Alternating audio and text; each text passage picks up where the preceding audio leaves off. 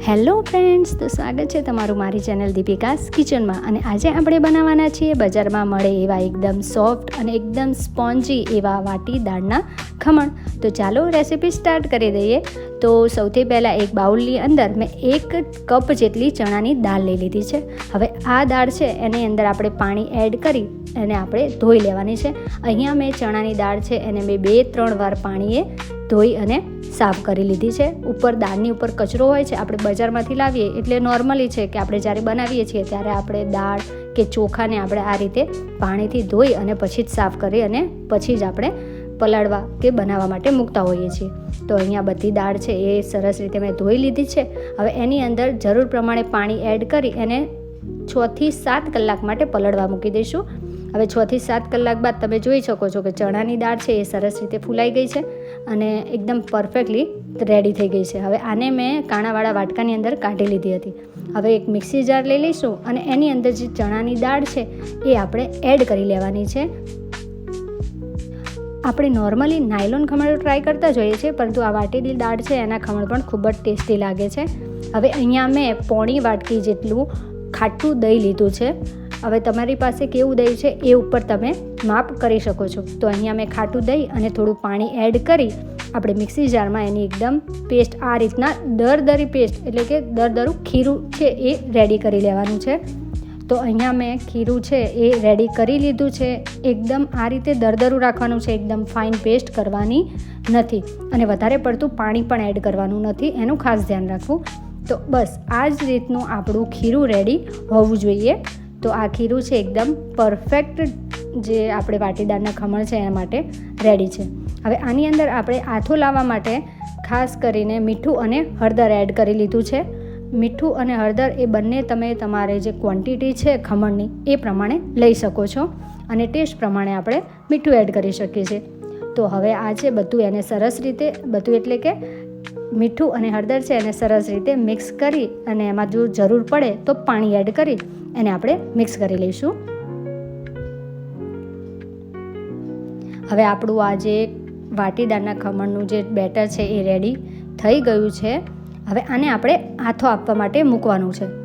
તો આપણે આ ખીરું છે એને આપણે 7 થી 8 કલાક માટે આથો આપવા મૂકી દીધું છે અને આ તમે જોઈ શકો છો 7 થી 8 કલાક બાદ આપણું ખીરું છે એકદમ પરફેક્ટલી રેડી થઈ ગયું છે. તો આ છે આપણી વાટીદાળના ખમણનું ખીરું. હવે એની અંદર આપણે મસાલા કરી લેવાના છે. તો અહીંયા મેં આદુ મરચાંની પેસ્ટ એડ કરી લીધી છે અને એને પણ સરસ રીતે મિક્સ કરી લેવાનું છે. અને હા, જો તમે મારી ચેનલ પર પહેલી વાર આવ્યા હોય તો પ્લીઝ મારી ચેનલને સબસ્ક્રાઈબ કરો, વિડીયો લાઇક કરો અને હા, નવા નોટિફિકેશન માટે બેલ આઇકન દબાવવાનું ભૂલતા નહીં. હવે આની અંદર મેં સિંગ તેલનો ઉપયોગ કર્યો છે. તો અહીંયા મેં 2 ચમચી જેટલું સિંગ તેલ એડ કર્યું છે. કોઈપણ ખમણ કે કોઈપણ વાટીદાળના ખમણ બનાવો આપણે કે કોઈ અમસ્તા બી તો સિંગ તેલનો ટેસ્ટ છે એ ઓર નિખરીને આવે છે. તો અહીંયા મેં સિંગ તેલનો ઉપયોગ કર્યો છે. હવે અહીંયા મેં થોડો સોડા એડ કર્યો છે અને એની ઉપર થોડુંક પાણી એડ કરી અને સોડાને એક્ટિવ કરી લઈએ આપણે. તમે સોડાની જગ્યાએ ઈનો પણ લઈ શકો છો.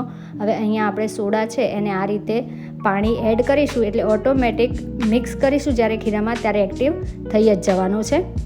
હવે અહીંયા આપણું ખીરું છે બેટર એકદમ રેડી થઈ ગયું છે.